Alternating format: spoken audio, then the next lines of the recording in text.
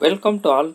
In this video we will see about in vitro translation, also known as cell-free expression. The term in vitro translation means production of proteins by adding the mRNA template and amino acids either labeled or non-labeled, salt, buffer and cell lysates containing the translation machineries into a test tube and purify the protein. This method also known as cell-free expression or in vitro translation. To perform in vitro protein production, we take a pure test tube and add the cell lysate which contains ribosome machineries that is involved in the translation function and additional proteins that act as a supporting agent for translation, and tRNA and amino acid RNA molecules are added.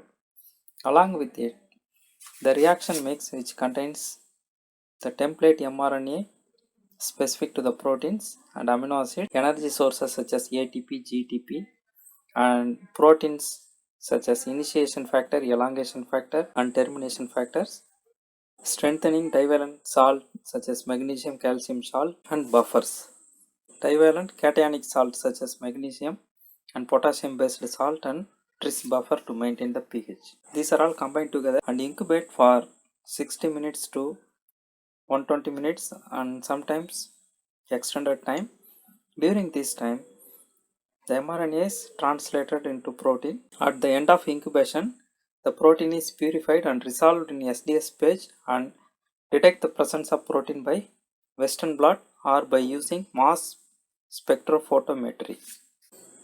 Now we will see about the cell lysates used for in vitro translation. High translation efficient cells are chosen for extraction of cell lysate for the in vivo translation. That includes macromolecular components such as ribosomes, tRNAs, amino acid, tRNA synthetases, etc. Four common cells are used for the preparation of cell lysate.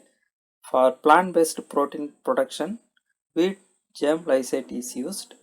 With this lysate, spermidine is added to stimulate the chain elongation process, and external amino acid sources supplied, template mRNA separately produced and supplied,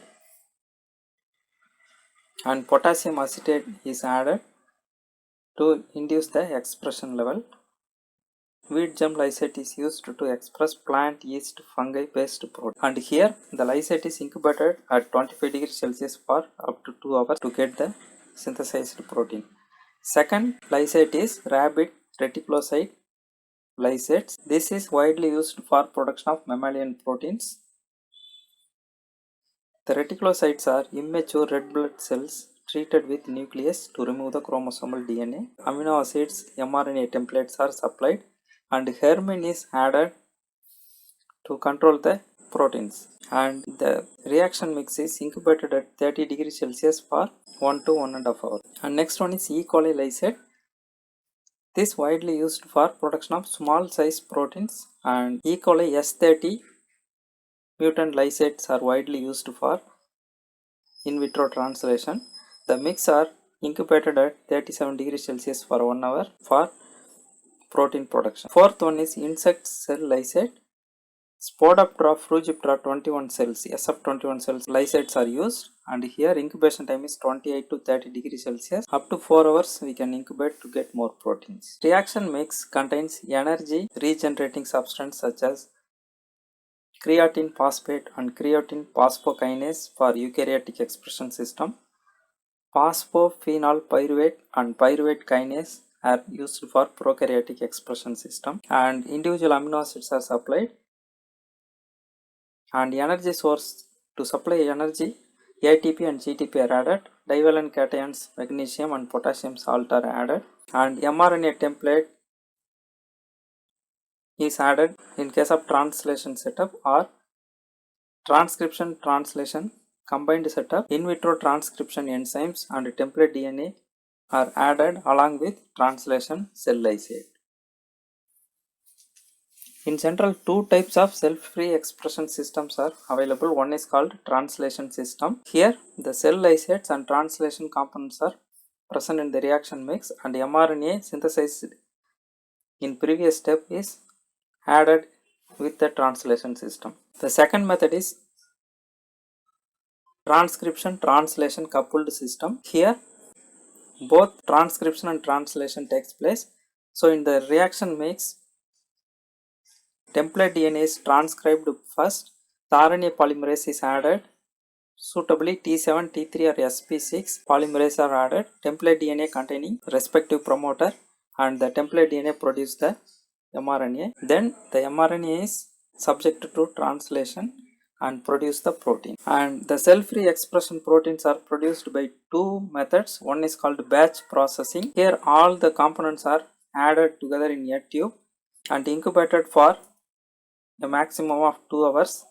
And this process we cannot hold for a long time since the depletion of magnesium ions as well as the ingredients. So after 2 hours we have to harvest, and maximum up to 500 microgram per ml concentration is retrieved using batch processing technique. The second method is continuous or dialysis mode. Here reaction is set in a dialysis membrane chamber and it is kept in a 20x large reservoir which contains buffer supplying the ions, energy substrates, nucleotides and amino acids. And here we can extend the time of incubation up to 24 hours and maximum up to 5 mg per ml concentrated proteins are obtained using dialysis mode. Now we will see the applications of cell-free expression. This system is a complementary tool for the protein expression against the transgenic expression method, and it is a simplified way to perform transcription and or translation of the specific proteins. So here in combined method both transcription translation are carried out. In translation only translation mechanism is carried out, and it helps for the production of toxic proteins that have antimicrobial function, means we cannot produce in the E. coli system, but in cell lysate method we can produce it. And it helps to produce labeled proteins. So we supply amino acids with radioactive labeled or fluorescent conjugated, then we will get the labeled proteins, and we can get high concentration of a specific purified protein using this system. And by using dialysis membrane we can get a continuous expression up to 24 hours and get more protein, and it is a economic way to produce small quantity of proteins than by other methods. Thank you.